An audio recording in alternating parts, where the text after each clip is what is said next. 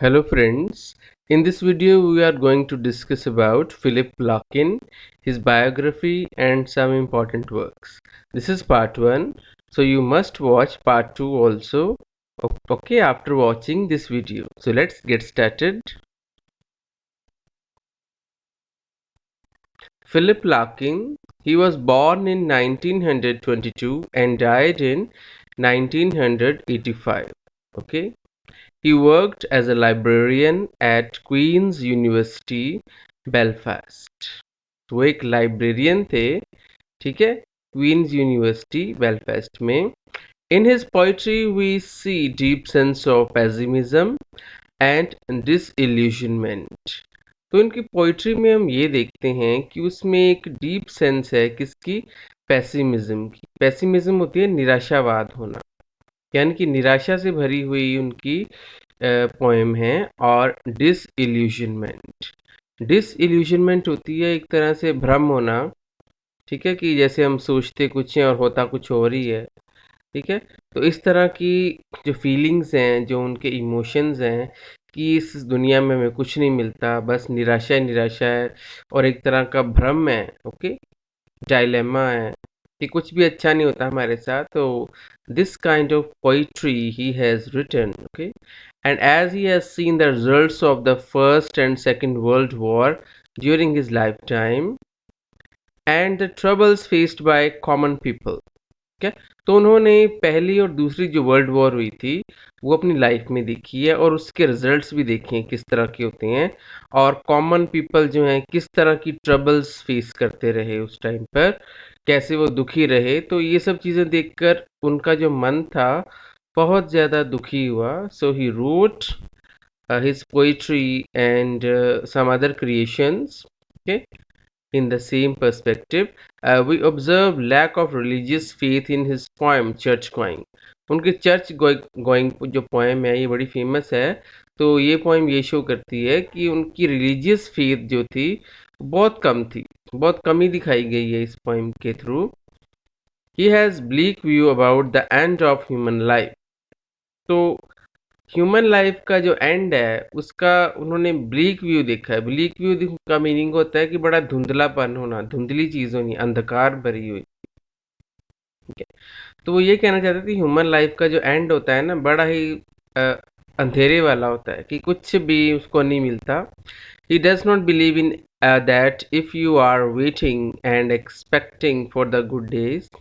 तो वो ये नहीं विश्वास करते कि अगर आप किसी अच्छी चीज़ के लिए वेट कर रहे हो और आप चाहते हो कि आपके अच्छे दिन आए, तो ऐसा सोचना वो मतलब उनको इस चीज़ पर विश्वास नहीं था. According to him, thinking like that you are expecting good days and your good days will come, so it is just your disillusionment, ठीक है. तो ये आपकी एक तरह से सिर्फ सपना ही रह जाएगा, आपके अच्छे दिन नहीं आएंगे. Future will bring happiness and pleasure for you, कि फ्यूचर आपके लिए खुशियाँ लेके आएगा या प्लेजर लेके आएगा. तो वो इस चीज़ में विश्वास नहीं करते थे. लाकिन डज नॉट थिंक सो, लाकिन ऐसा नहीं सोचते कि अच्छे दिन आएंगे आपके. ही इज़ पेसिमिस्टिक, वो एक पेसिमिस्टिक है. And he actually thinks that it is useless to wait for best moments of life. तो वो कहते हैं कि ये यूजलेस है, कि बिल्कुल कोई फ़ायदा नहीं है इस चीज़ का कि बेस्ट मोमेंट्स आएंगे आपकी लाइफ में, तो ऐसा सोचना बेकार है. At last a storm comes and takes us away.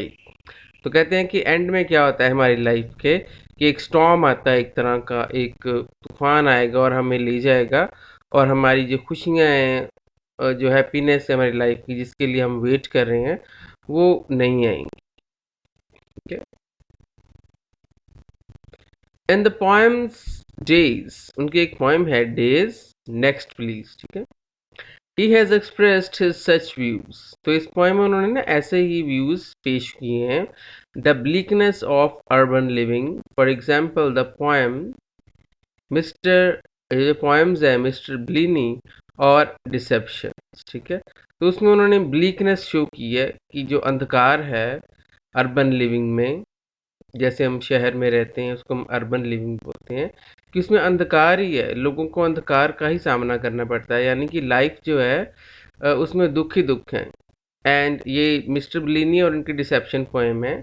और डेज नेक्स्ट प्लीज, ठीक है, ये भी इनकी पोइम्स हैं। तो इनमें खास करके उन्होंने यही बताया हुआ है अर्बन लाइफ में भी इंसान को कुछ नहीं मिलता एंड ही वो खाली ही हाथ रह जाता है। He is not excited about the urban life as there is shame, vanity and ignorance of reality.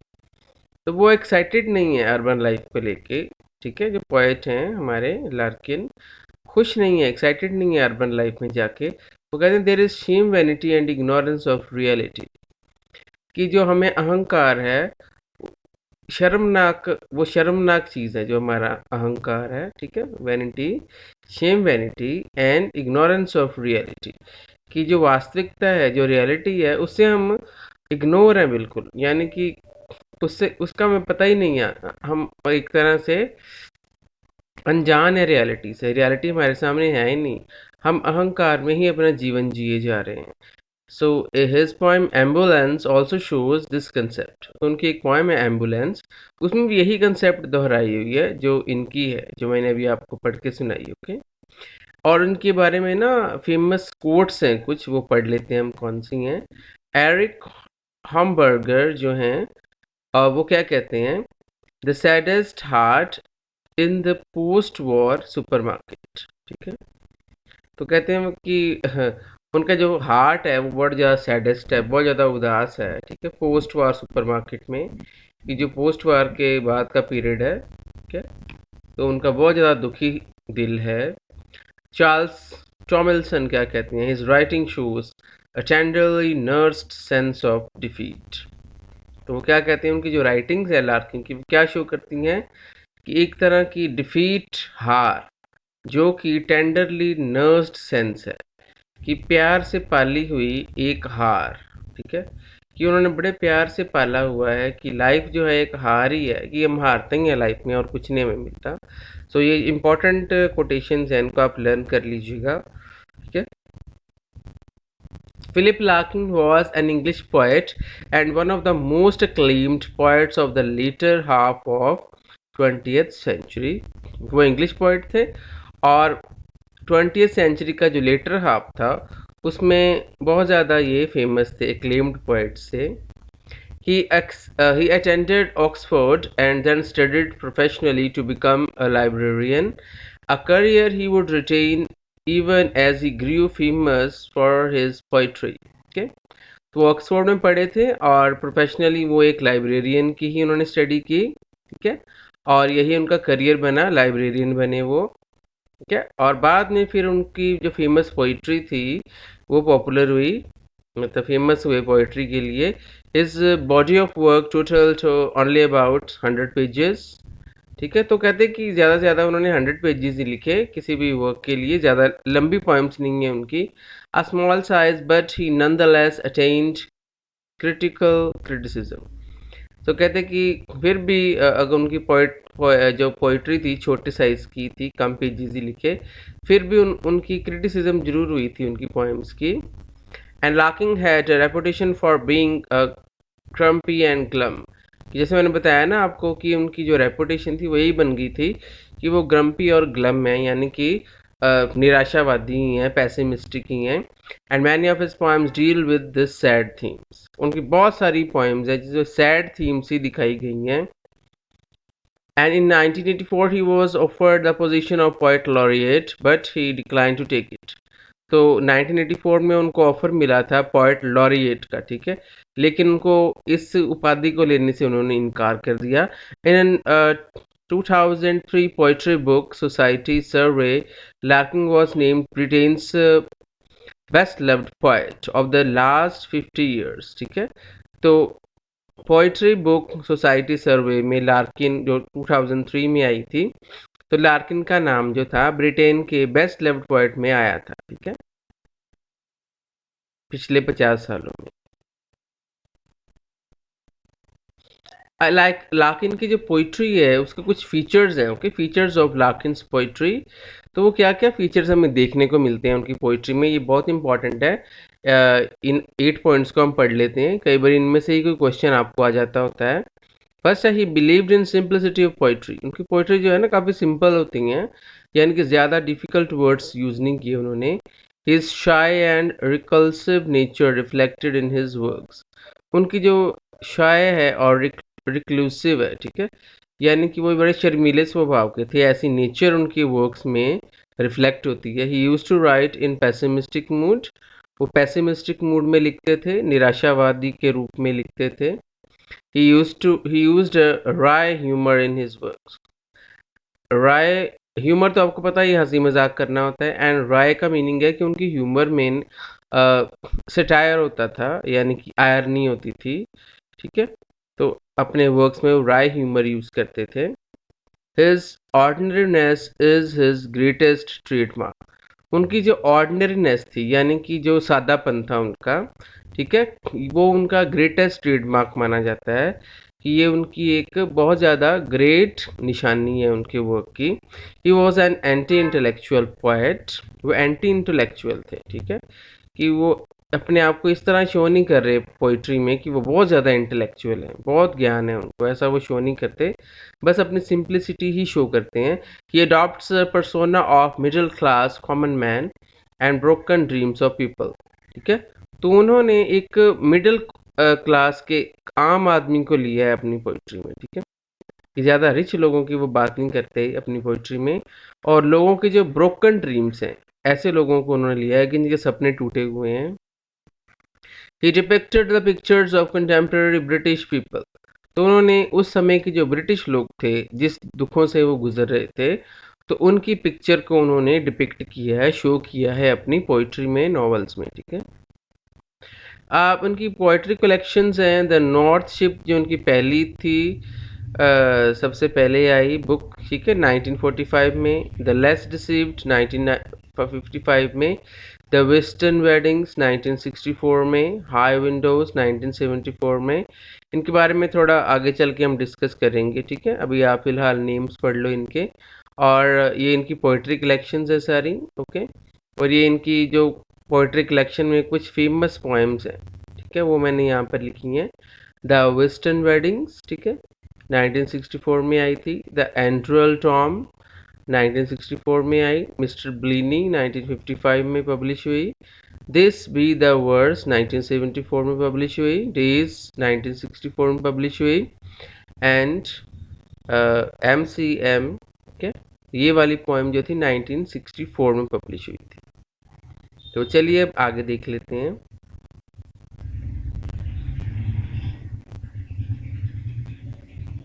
उनकी कुछ और पब्लिकेशंस हैं, जैसे कि इनके पोइट्री के अलावा नॉवेल्स भी हैं. जैसे एक जिल नॉवल है इनका, जो 1945 में पब्लिश हुआ था. अ गर्ल इन विंटर, ये 1947 में पब्लिश हुआ था novel, a girl in winter.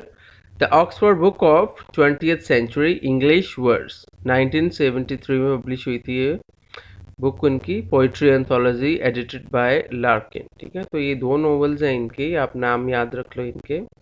And selected letters of Philip Larkin, जो 1940 से 1985 तक लिखे थे इन्होंने, पब्लिश हुए थे 1992 में. इसके बाद पोस्थ्यूमस कलेक्शंस हैं इनकी. पोस्थ्यूमस होता है जो उनकी डेथ के बाद पब्लिश हुए थे, वो ये हैं कलेक्टेड पोएम्स हैं इनकी, जो 1988 से लेकर 2003 के बीच में पब्लिश हुई, ठीक है.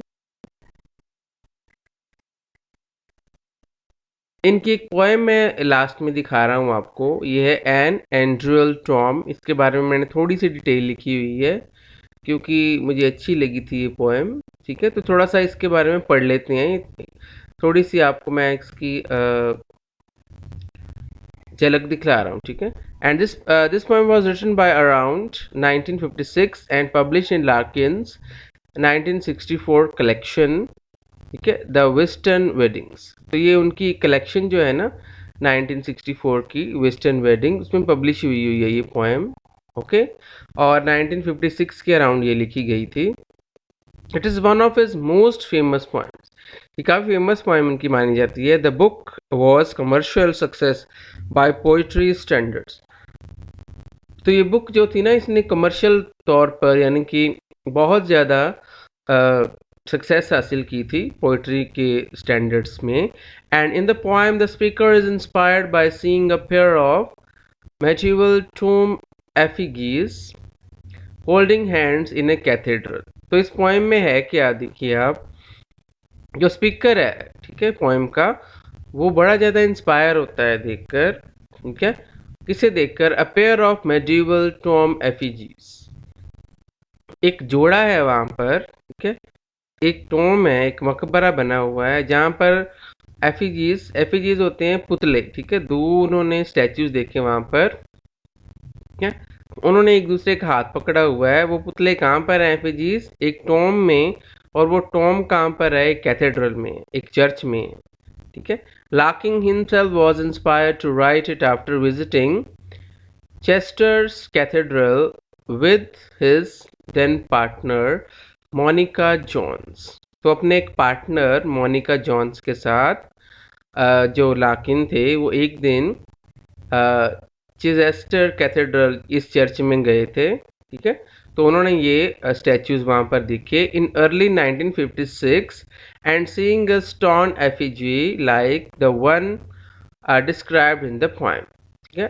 तो ये बात है 1956 की, तब उन्होंने ये पोएम जो थी लिखी थी, ठीक है। ये स्टोन एफिजीज थे, बड़े अच्छे स्टोन के बने हुए पुतले थे ये।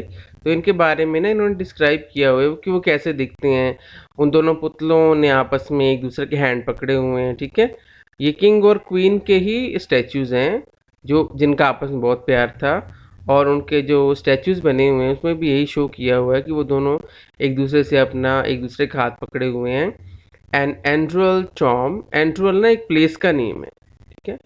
एन एंड्रुअल टॉम, टॉम आपको पता ही मकबरे को बोलते हैं हम, consist of 7 stanzas of 6 lines.